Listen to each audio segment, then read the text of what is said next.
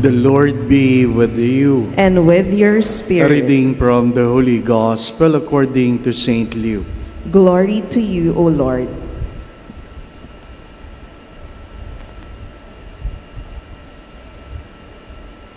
Jesus said to his disciples, things that cause sin will inevitably occur, but woe to the one through whom they occur. It would be better for him if a millstone were put around his neck and he be thrown into the sea, than for him to cause the one of little ones to sin. Be on guard. If your brother sins, rebuke him. If he repents, forgive him. If he wrongs you 7 times in one day, and return to you 7 times, saying, I'm sorry, you should forgive him.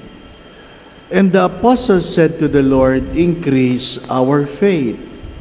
The Lord replied, if you have faith the size of a mustard seed, you would say to this mulberry tree, be uprooted and planted in the sea, and it will obey you.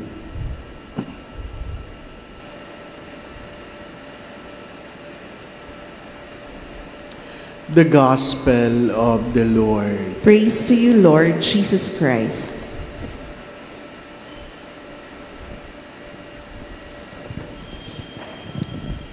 The first reading reminds us that God can be found by those who test Him not and disbelieve Him not,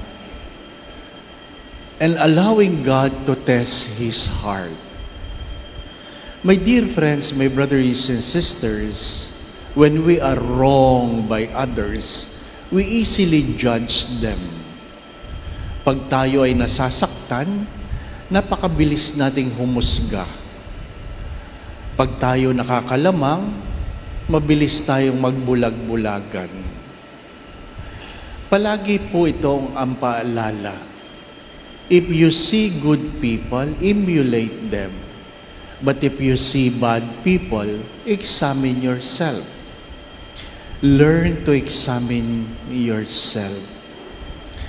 If people wrong you, it was said, 7 times, then you forgive 7 times.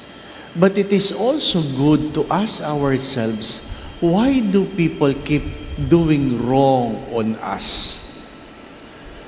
We seldom ask the question. Pag ang tao ay nagkakamali sa atin, ginagawan tayo ng kasalanan, ang natatandaan lang natin, ginawa nila tayo ng kasalanan. Kaya hirap na hirap tayong magpatawad, pero hindi tayo nagtatanong, bakit kaya niya inuulit? Bakit kaya pa ulit-ulit niyang ginagawa ito? How many among us who asked? Minsan tinanong ko ang isang misis na kung saan 4 na beses nang nakiapid ang kanyang mister. Ano ibig ko sabihin? You must humbly ask yourself if you are not the one who caused your husband to commit adultery. Palagi lang mali ang ibang tao. Pag sinasabing, ang anak ko, Father, walang galang. It is the invitation of the parents to also ask himself, bakit nga kaya walang galang ang aking anak sa akin? Is there anything that caused my children to disrespect me? Dapat mayroong self-introspection. Mayroong pagsusuri ang sarili. When we talk about wisdom, as I've always said this, to do what is right and avoid what is wrong, it is also the humility to look into ourselves. Why do people act that way before me? Ano sabi ng apostoles? The Lord, increase my faith. Increase my faith.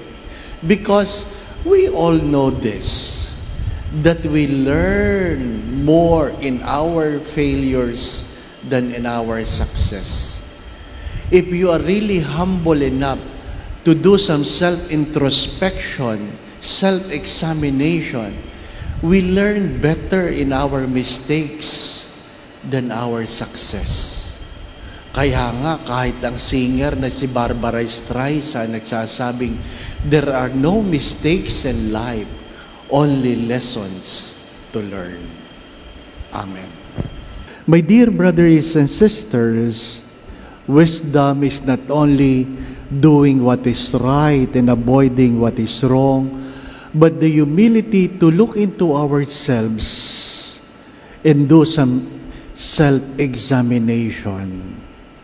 If our brothers sin, as the gospel have said, woe to us if we cause them to sin. Sometimes we need to humbly accept that they commit sin because of our own faults. Pagkamisan, maganda ring may kababaang loob na suriin ang sarili. Bakit nga kaya sila nagkakasala? Hindi nga kaya ako ang dahilan ng kanilang pagkakamali. The Lord be with you. And with your spirit. And may Almighty God bless you, the Father, the Son, and the Holy Spirit. Amen. We go in peace to love and serve the Lord. Thanks be to God.